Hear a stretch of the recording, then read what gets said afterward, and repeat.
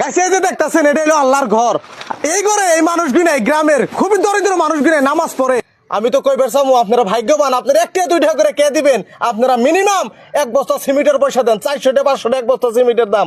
এইরকম ভালো ভিডিও আপনি যদি লাইক করেন তা আপনি সব পাইবেন, আপনি যদি কমেন্ট করেন আপনি তাও সব পাইবেন, আপনি যদি শেয়ার করেন আমি আশা করি তাও আপনি সব পাইবেন। এটা ভালো কাজ। এইরকম 1টা 2টা ইটার পয়সা দেন আপনারা, 1টা 2টা ইটার পয়সা চাইছি।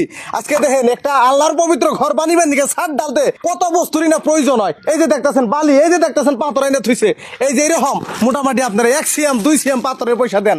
আল্লাহর ঘর বানানি হবো, ছাদ ডালাই করতে রড লাগে, কত রডের প্রয়োজন, কত সাটারিং, কত বস্তুর প্রয়োজন, মিস্ত্রি খরচ তো আছেই। এই যে দেখতেছেন আমরা বহুতরি মানুষ একত্রিত হয়েছি। এই গ্রামে যত মানুষ আছে প্রায় সব মানুষটি এখানে আছে। আসসালামু আলাইকুম।